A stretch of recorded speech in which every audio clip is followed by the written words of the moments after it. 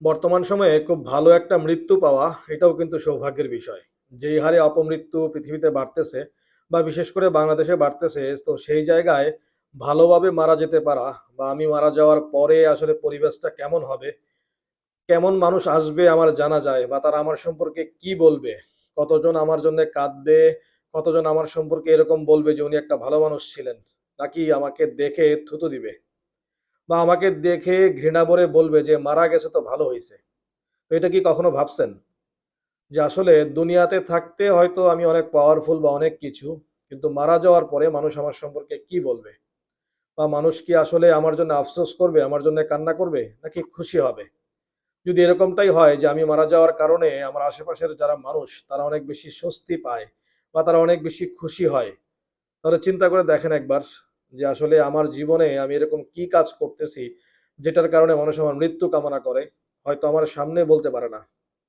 তো আমরা শুধুমাত্র দেখতেছি যে একজন মানুষ আরেকজন মানুষকে হত্যা করে ফেলতেছে বা একদল মানুষ কাউকে হত্যা করে ফেলতেছে। বাট যাকে মারতেছে সেও আসলে এমন কি খারাপ কাজ করলো বা এরকম কি করলো যে মানুষ তার সাথে এরকম একটা কাজ করতে পারলো।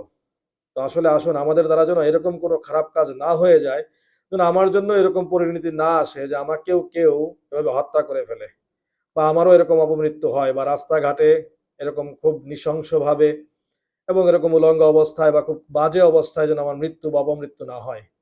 আজকাল কিন্তু এই ধরনের ঘটনা সচরাচরই ঘটতেছে। তো আমার দ্বারা এরকম ঘটনা কেন হবে? আমি যখন অন্য কারোর সাথে এরকম আচরণ করব বা অন্য কারোর উপরে এরকম অবিচার করব, তো সেই ক্ষেত্রে কিন্তু আমার উপরেও আরেকদিন কিন্তু এরকম অবিচার হতে পারে। তো আমরা যারা কারোর উপরে আজকে হাত তুলতেছি বা কাউকে আঘাত করতেছি বা কাউকে কষ্ট দিচ্ছি, সেটা যেকোনোভাবে হোক, আমার কথার দ্বারা হোক বা আমার হাতের দ্বারা হোক, তার জন্য একটাবার একটু ভাবি যে এটার ফেরত কিন্তু আমার কাছে আসবে। টুডে অর টুমরো আমার কাছে আসবে। তো আমার দ্বারা কোনো ব্যক্তির, কোনো পরিবারের, কোনো সমাজের বা কোনো গোষ্ঠীর এরকম ক্ষতি যেন না হয়। তো যদি কারোর মনের মধ্যে এরকম ইনটেনশন থেকেও থাকে, তো আজকেই তওবা করেন। আমি নিজেও তওবা করতেছি যে আমার দ্বারাও যেন কারোর ক্ষতি না হয় বা আমার প্রতি যদি কারোর কষ্ট থেকে থাকে সেটার জন্য মাফ চাই।